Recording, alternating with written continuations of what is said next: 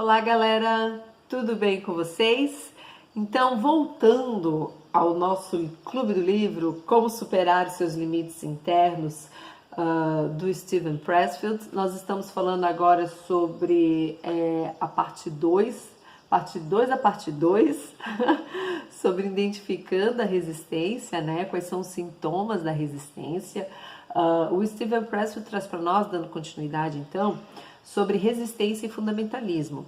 Não quero me aprofundar muito nesse tema porque ele é um pouco polêmico, mas o que ele quer dizer aqui essencialmente é o seguinte, que o artista e o fundamentalista, eles enfrentam o mesmo problema, que é o mistério da existência como indivíduos. Ambos querem desvendar os mistérios da existência do indivíduo. A forma como eles vão fazer isso é um pouco diferente, porque o artista, aquele que está buscando o crescimento interno, seu crescimento espiritual, a sua evolução de consciência, ele vai lidar um pouco melhor com as adversidades, com as diferenças, até porque a sociedade agora ela está muito mais diversa, as pessoas diferentes estão tendo muito mais espaço, e eu estou falando de diferença de raça, credo, entendimento da vida, política. Então, o artista, aquele que está comprometido em buscar o seu crescimento espiritual, ele vai ter um pouco mais de facilidade, entendimento e compreensão nessa nova sociedade que está se moldando. Ele até dá um exemplo aqui que antigamente, quando nós éramos juntados em clãs, nós tínhamos papéis pré-definidos de subsistência, até porque não tinha muito espaço para a gente estar pensando quem sou eu, por que estamos aqui, em crescimento de consciência. Não havia, era subsistência e ponto. Os papéis eram definidos, um caçava, um cuidava da cria, era de noite, dorme, cuida para ver se não vem animal, e era isso. Mas conforme a sociedade foi evoluindo e esses papéis foram perdendo espaço, o artista ele começou a se questionar de certos papéis pré-definidos. A diferença do fundamentalista que ele coloca aqui é que esses papéis que começam a ser questionados pelo artista, para o fundamentalista não há espaço para questionamento.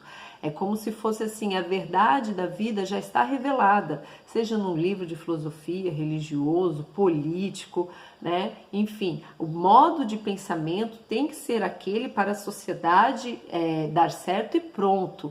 E qualquer pessoa que questione aquilo ali está indo contra uns preceitos pré-estabelecidos e está trabalhando para corromper a sociedade do bom, do justo, do cidadão, enfim. Já o artista não, ele fala, olha, nada está escrito em pedra, né? O diferente faz parte, pensamentos diferentes, a vida é contraste, ajuda a construir um pensamento novo, a evoluir. Então, o fundamentalista, por medo de novo, de inovação, tende a combater a resistência de uma forma diferente. E ele fala que esse fundamentalismo, de certa forma, ele também enfrenta, nem sabe que a resistência existe, nem está vendo que ela existe, e trabalha de uma forma muito... como é que ele coloca aqui? Deixa eu colocar aqui. Ele fala que o fundamentalista ele trabalha de uma forma que ele não suporta a liberdade, o diferente do artista, né? Que abraça a liberdade, que entende o diferente. Então aqui eu penso que ele tá falando sobre a resistência, mas ele tá colocando aqui também que diferente do fundamentalista, o artista ele seria uma pessoa que consegue se adaptar melhor no mundo que está posto aí hoje, e que o fundamentalista, por medo, né, está sofrendo um pouco mais desse mundo diferente que está se desenrolando aí na nossa frente. Não propriamente dito, aqui ele está falando especificamente de resistência, mas ele coloca que é muito comum artistas, né, ou a pessoa que está em busca de colocar sua vocação no mundo, enfrentarem pessoas que têm muito forte o fundamentalismo dentro de si e que não aceitam, né, pessoas que estão aí colocando a cara a tapa tendo a coragem de realizar os seus sonhos, por mais diferentes que esses sonhos sejam dos papéis estabelecidos da sociedade. Deu para entender? Esse capítulo, ele dá, assim, 40 minutos de discussão numa boa, por isso que eu não vou me aprofundar muito, tá? Essa parte que ele fala da resistência e o fundamentalismo, tá bom? Depois ele fala da resistência e da crítica.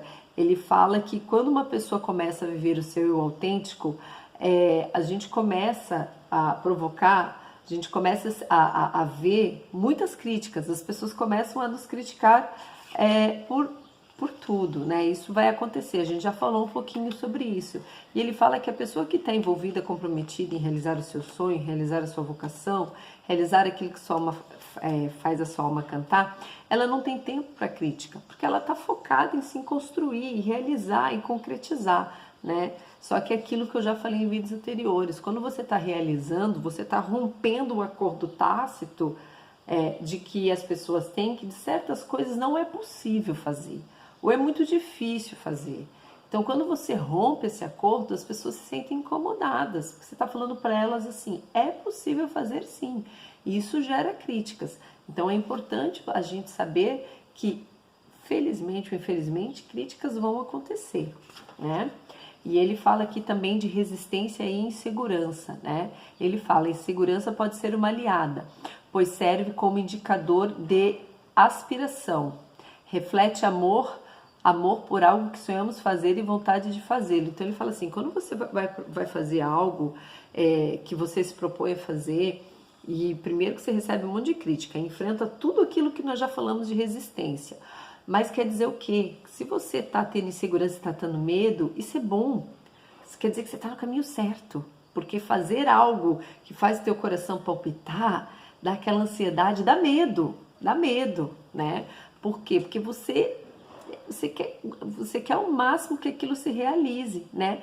Então, quando você tem medo, o medo é um bom direcionamento. Por quê? Porque quando você está fazendo algo que tanto faz para você, você não tem medo, opa, algo tá errado. Se tanto faz para você o que você está fazendo, gente, algo tá errado aí. Quando você tem algo que tem muita importância para você, pode ver, quando a gente gosta muito de uma pessoa, a gente se preocupa muito com aquela pessoa, a gente tem medo que aconteça alguma coisa.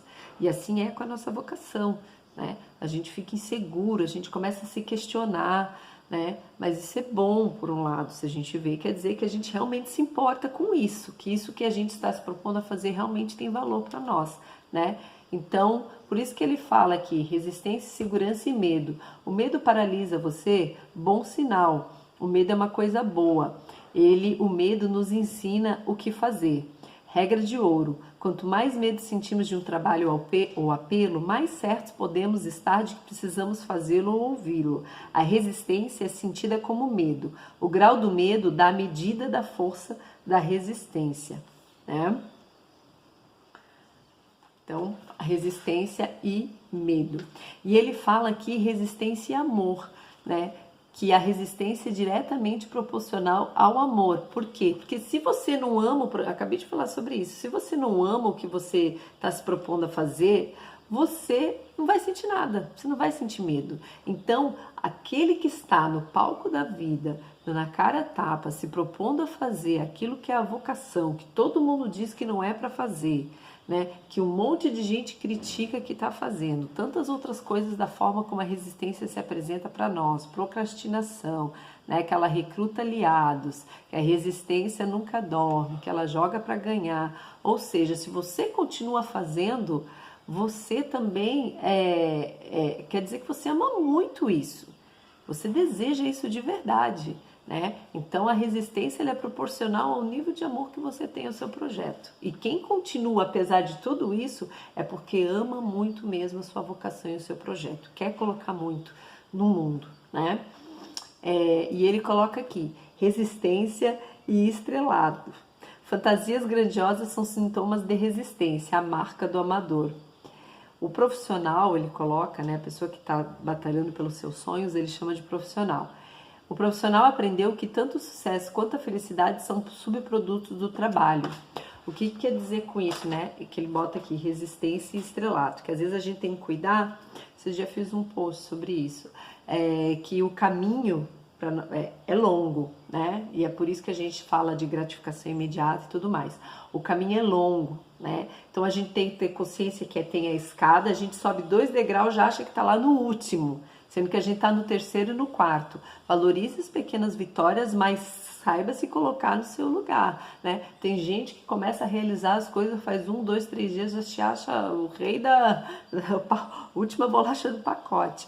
Então, saber aonde estamos, é preciso se valorizar, mas não tem que saber também não deixar subir para a cabeça, como o pessoal coloca, né?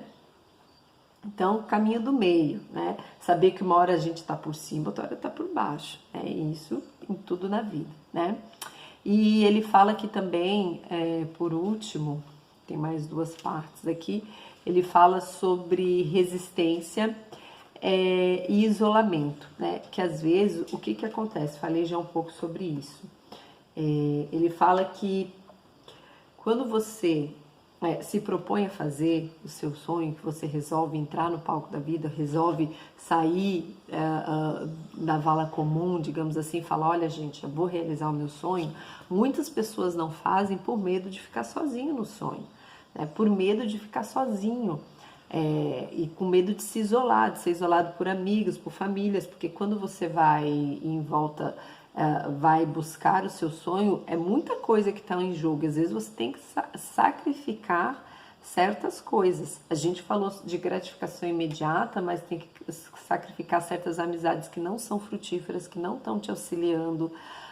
Então não é fácil você ter coragem. Muitas pessoas, por ter esse medo de se sentirem sozinhas, isoladas, não vão atrás dos seus sonhos, né? Então ele coloca aqui, às vezes evitamos iniciar o empreendimento porque temos medo de ficar sós, sentimos-nos confortáveis com a tribo à nossa volta, né? Ir sozinhos para a floresta nos deixa nervosos. E aqui ele fala de uma passagem que eu acho muito legal, muito bonita, e me lembrou de um outro livro.